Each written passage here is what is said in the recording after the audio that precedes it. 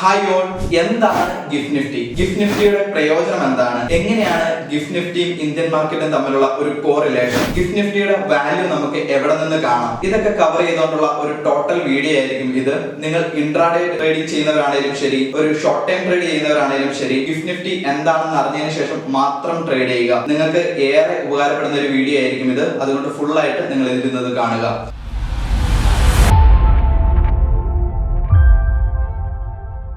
നിങ്ങളെല്ലാം രാവിലെ Indian market open ചെയ്യുന്നതിന് മുമ്പ് തന്നെ നിങ്ങൾ കേട്ടിട്ടുണ്ടാകും ഇന്ത്യൻ മാർക്കറ്റ് ഇന്നൊരു ഗ്യാപ്പ് അപ്പ് ഓപ്പണിംഗ് ആയിരിക്കും, അല്ലെങ്കിൽ ഒരു ഗ്യാപ്പ് ഡൗൺ ഓപ്പണിംഗ് ആയിരിക്കും എന്നൊക്കെ. പല ആർട്ടിക്കിൾസിലൂടെയും പല മീഡിയാസിലൂടെയും പല റിപ്പോർട്ടുകളിലൂടെയും നിങ്ങൾ ഇത് കേട്ടിട്ടുണ്ടാവും. ഇവർക്ക് ഇതൊക്കെ എങ്ങനെയാണ് അറിയാൻ സാധിക്കുന്നത്? ശരിക്കും അവർ ആ റിപ്പോർട്ടിൽ പറഞ്ഞ പോലെ തന്നെ ഇന്ത്യൻ മാർക്കറ്റ് നല്ല രീതിയിൽ ഒരു ഗ്യാപ്പ് ഡൗൺ ആയിരിക്കാം, ഗ്യാപ്പ് അപ്പ് ആയിരിക്കാം, അങ്ങനെ നമുക്കും തോന്നിയിട്ടുണ്ടാകാം. അപ്പം എങ്ങനെയായിരിക്കും ഇവർക്ക് ഇത് മനസ്സിലാകുന്നത്? നിങ്ങൾ ആരെങ്കിലും ശ്രദ്ധിച്ചിട്ടുണ്ടോ ഇത്? നമുക്കറിയാം ഗിഫ്റ്റ് നിഫ്റ്റിയുടെ വാല്യൂ അറിഞ്ഞതിന് ശേഷമാണ് ഇവര് ഈ ഒരു റിപ്പോർട്ട് റിലീസ് ചെയ്യുന്നത്. അപ്പം എന്താണ് ഈ ഗിഫ്റ്റ് നിഫ്റ്റി? പണ്ട് SGX നിഫ്റ്റി എന്നറിയപ്പെടുന്ന ആ ഒരു ഇൻഡെക്സിനെയാണ് ഇപ്പം ഗിഫ്റ്റ് നിഫ്റ്റി എന്നറിയുന്നത്. നമുക്കറിയാം SGX നിഫ്റ്റി എന്ന് പറഞ്ഞാൽ എന്താണ്? സിംഗപ്പൂർ എക്സ്ചേഞ്ചില് ഇന്ത്യൻ ഡെറിവേറ്റീവ് ഇൻഡെക്സിൽ ട്രേഡ് ചെയ്യുന്നതിനെയാണ് SGX നിഫ്റ്റി എന്നറിയപ്പെടുന്നത്. അതിപ്പം സ്റ്റോപ്പ് ചെയ്ത് ഇന്ത്യയിൽ ഇന്റർനാഷണൽ എക്സ്ചേഞ്ച് ആയ NSEയുടെ കീഴിൽ അത് ട്രേഡ് ചെയ്യുകയാണ് ഇപ്പൊ ചെയ്യുന്നത്. ഗുജറാത്തിലുള്ള ഗാന്ധിനഗറിലെ ഗിഫ്റ്റ് സിറ്റിയിൽ ആണ് ഇപ്പം നമുക്കിത് ലിസ്റ്റ് ചെയ്തിട്ടുള്ളത്. 2021 ജൂലൈ 3-ാം തീയതിയാണ് ഗിഫ്റ്റ് നിഫ്റ്റിയായി ലിസ്റ്റ് ചെയ്യപ്പെട്ടിട്ടുള്ളത്. അപ്പം എന്താണ് ഈ ഗിഫ്റ്റ് നിഫ്റ്റി? ശരിക്കും പറഞ്ഞാൽ നമുക്ക് ശരിക്കും ഇത് നോക്കുവാണെങ്കിൽ ഡെറിവേറ്റീവ് എന്താണെന്ന് മനസ്സിലാക്കണം.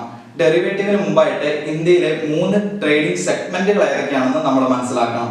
ഏതൊക്കെയാണെന്ന് 3 സെഗ്മെന്റുകൾ നോക്കിയാൽ നമുക്കൊന്ന് കാണാം: ഇൻട്രാഡേ, ഡെലിവറി, അതേപോലെ തന്നെ derivative or futures and options. അപ്പം ആദ്യം എന്താണ് ഇൻട്രാഡേ എന്ന് നമുക്ക് ചെറിയ രീതിയിൽ ഒന്ന് മനസ്സിലാക്കാം.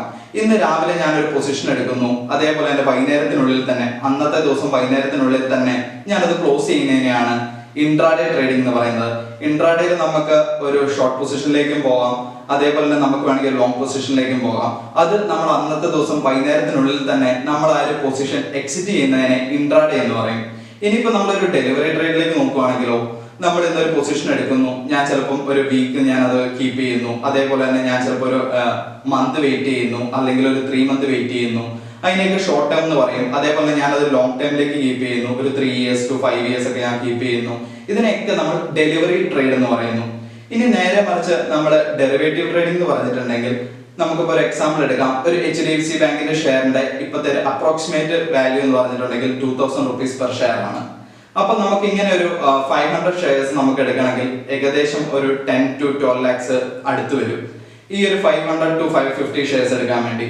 പക്ഷേ നമ്മൾ ഇതിന്റെ ഒരു കോൺട്രാക്ട് അല്ലെങ്കിൽ ഒരു ബണ്ടിൽ ഓഫ് ഷെയർസ് നമ്മൾ എടുക്കുകയാണെങ്കിൽ, ഫ്യൂച്ചേഴ്സ് കോൺട്രാക്റ്റിൽ നമ്മൾ എടുക്കുകയാണെങ്കിൽ ഏകദേശം നമുക്ക് 550 ഷെയർസ് നമുക്കൊരു 2 lakhs നിയറിൽ നമുക്ക് ബൈ ചെയ്യാൻ സാധിക്കും. പക്ഷെ ഇതിന്റെ ഒരു പോരായ്മ എന്ന് പറഞ്ഞിട്ടുണ്ടെങ്കിൽ, നമുക്ക് ഈ ഒരു കോൺട്രാക്റ്റുകൾക്ക് ഓരോ എക്സ്പയറി ഉണ്ട്.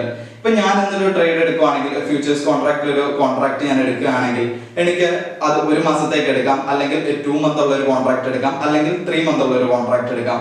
പക്ഷെ ഈ ഒരു കോൺട്രാക്റ്റിനുള്ളിൽ തന്നെ ഞാൻ ഈ ഒരു പൊസിഷൻ ഞാൻ ബുക്ക് ചെയ്യേണ്ടി വരും. അത് പ്രോഫിറ്റ് ആയാലും ശരി, അത് ലോസ് ആയാലും ശരി, ഈ ഒരു സമയത്തിനുള്ളിൽ തന്നെ ഞാൻ ഇത് ബുക്ക് ചെയ്യേണ്ടി വരും. പക്ഷെ ഇതിന്റെ വാല്യൂ നോക്കാൻ നേരത്ത് 5-1 മാത്രമേ ഉള്ളൂ നമുക്ക് ഇതിന്റെ വാല്യൂ കൊടുക്കേണ്ടതുള്ളൂ. കാരണം നമ്മളൊരു 550 HDFC ബാങ്കിന്റെ ഷെയർ നമ്മൾ നോർമലി ഒരു ഡെലിവറി ട്രേഡ് എടുക്കുകയാണെങ്കിൽ എത്ര വരും? ഏകദേശം 12 lakhs നിയറിൽ വരും. പക്ഷെ നമ്മളൊരു ഫ്യൂച്ചർ കോൺട്രാക്റ്റിൽ അത് എടുക്കുമ്പോൾ ഒരു 2 lakhs മാത്രമേ വരുന്നുള്ളൂ. അപ്പം ഈ ഫ്യൂച്ചർ കോൺട്രാക്റ്റിൽ നമ്മൾ ട്രേഡ് ചെയ്യുന്നതിനെ നമ്മൾ ഇൻഡെക്സ് ആയ ഗിഫ്റ്റ് നിഫ്റ്റി ഇൻഡെക്സിൽ പല ട്രേഡുകളും നടക്കുന്നുണ്ട്. ആ ട്രേഡുകളെയാണ് നമ്മൾ ഗിഫ്റ്റ് നിഫ്റ്റി എന്ന് പറയുന്നത്. ഈ ഗിഫ്റ്റ് നിഫ്റ്റി ആർക്കൊക്കെ ട്രേഡ് ചെയ്യാം? നമുക്ക് ഇന്ത്യക്ക് പുറത്തുള്ള FIAs, അതേപോലെ തന്നെ NRIs, അങ്ങനെ പുറത്തുള്ളവർക്കാണ് ഈ ഗിഫ്റ്റ് നിഫ്റ്റിയിൽ ട്രേഡ് ചെയ്യാൻ പറ്റുന്നത്. ഗിഫ്റ്റ് നിഫ്റ്റി 2 സെക്ഷൻ ആയിട്ടാണ് ഓപ്പൺ ചെയ്യുന്നത്. അതായത് ആ 2 സെക്ഷൻ നമുക്ക് കാണാൻ സാധിക്കും. രാവിലെ 6:30 മുതൽ 3:45 വരെയും, അതിനുശേഷം 4:35 മുതൽ 2:45 പുലർച്ചെ 2:45 വരെയാണ് ഈ ഒരു ടൈമിംഗ് ആയിട്ടുള്ളത്. ഇതൊരു ഇന്റർനാഷണൽ ടൈമിംഗ് ആണ്. കാരണം ഇന്ത്യക്ക് പുറത്തുള്ളവർക്കെല്ലാം ട്രേഡ് ചെയ്യാൻ ഒരു അവസരമാണ് NSEയുടെ കീഴിലുള്ള ഇന്റർനാഷണൽ എക്സ്ചേഞ്ച് ഒരുക്കി കൊടുത്തിട്ടുള്ളത്.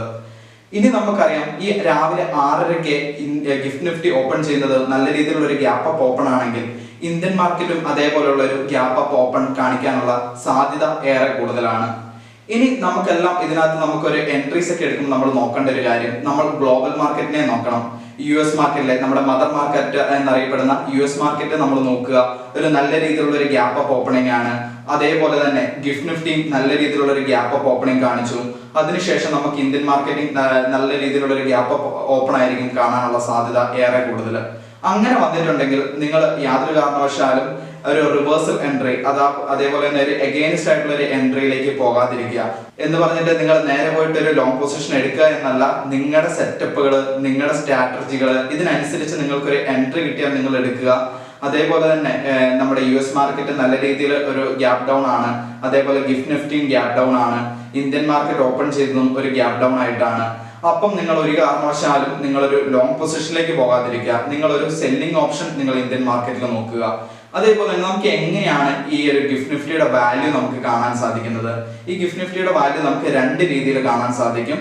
ഒന്ന്, നിങ്ങൾക്ക് www.giftnifty.org എന്ന് ക്ലിക്ക് ചെയ്തിട്ടുണ്ടെങ്കിൽ നിങ്ങൾക്ക് അറിയാൻ സാധിക്കും. അതേപോലെ തന്നെ ട്രേഡിംഗ് വ്യൂ നിങ്ങൾക്ക് എല്ലാം സുപരിചിതമായിട്ടുള്ള ഒരു വെബ്സൈറ്റ് ആണ്. അതേപോലെ ഒരു ആപ്ലിക്കേഷൻ ആണ്. നിങ്ങൾ ട്രേഡ് ചെയ്യാൻ വേണ്ടി യൂസ് ചെയ്യുന്നവരായിരിക്കും.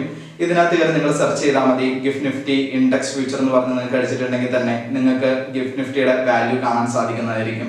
അപ്പം ഗിഫ്റ്റ് നിഫ്റ്റി നോക്കിയതിന് ശേഷം മാത്രം നിങ്ങൾ അന്നത്തെ ഒരു ട്രേഡിലേക്ക് എൻ്റർ ചെയ്യുക.